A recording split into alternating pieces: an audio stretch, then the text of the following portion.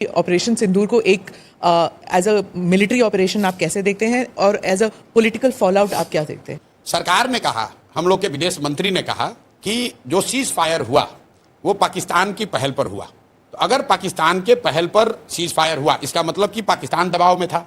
तो अगर पाकिस्तान दबाव में था 1 दिन या 2 दिन के सिंदूर ऑपरेशन सिंदूर के बाद, तो भाई आप काहे सीज फायर किए? आपको 2-4 दिन और चलने देना चाहिए था, वो पाकिस्तान को मार के सेना वाले ठंडा कर देते।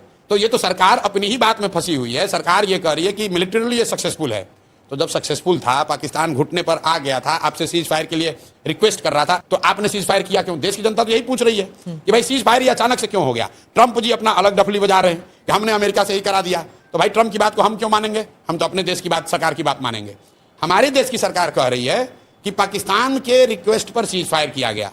तो देश के नागरिक होने के नाते हम लोग पूछ रहे हैं कि भाई इतने दिन के बाद मौका मिला था, आपने ऑपरेशन सिंदूर शुरू किया, देश भर के लोग आपके साथ खड़े हुए और पाकिस्तान की हालत ये हो गई कि एक ही दिन में सीज फायर के लिए वो घुटने पर आ गए थे, तो 2-4 दिन और चलने देते। अमित शाह जी ने कहा है पार्लियामेंट में कि हम लोग वो लोग हैं जो देश के लिए जीने मरने वाले हैं, पाकिस्तान ऑक्यूपाइड कश्मीर को लेना हमारा लक्ष्य है। तो अगर पीओके लेना लक्ष्य था और पाकिस्तान घुटने पर आ गया था तो काहे सीज फायर किए? अगर बलूचिस्तान को आज़ादी दिलानी थी, पाकिस्तान घुटने पर था, तो क्यों समझौता किए? मतलब लोग तो ये पूछ रहे हैं कि भाई आपने सायरन बजवाया, प्रैक्टिस करवाया, तो हम लोग तो तैयार थे 2-4-5 दिन के लिए। एक ही दिन में खाए सीज फायर कर दिए, 2-4 दिन और चलने देते, पीओके ले लेते हम लोग, तब आप कर लेते। लोग ये चाह रहे हैं कि जब मौका मिल गया था तो पूरा ही साफ कर देते। बीजेपी के स्वयंभू नेताओं ने कहा कि अरे आपने इंदिरा जी को क्या देखा, हम तो पाकिस्तान को 4 टुकड़ा में कर देंगे, हम बलूचिस्तान बना देंगे, हम पीओके ले लेंगे। तो भाई कर लेना था। फिर आप कह रहे हैं भाई तो न्यूक्लियर स्टेट है। तो भाई न्यूक्लियर स्टेट वो एक ऑपरेशन सिंदूर होने के बाद थोड़ी ना बना, वो तो पहले से भी था। वो तो असेसमेंट मोदी जी जैसे विद्वान लोगों ने किया ही होगा पहले से। तो भाई काहे लड़ाई शुरू किए? और किए तो पूरा करना चाहिए। देश की जनता ने तो नहीं कहा कि हम लोग न्यूक्लियर वाले से डर रहे हैं। भाई बीजेपी को अगर आप मुझे एज एनालिस्ट पूछेंगे तो चुनावी नुकसान होगा जिस मैनर में ऑपरेशन सिंदूर को जिस मैनर में रोका गया, और खासकर ट्रंप के ट्वीट के बाद। मैं अपना अनुभव आपको बता रहा हूं, मुझे किसी ने अमेरिका से भेजा उस समय कि ट्रंप ने ट्वीट किया है कि सीज फायर हो गया।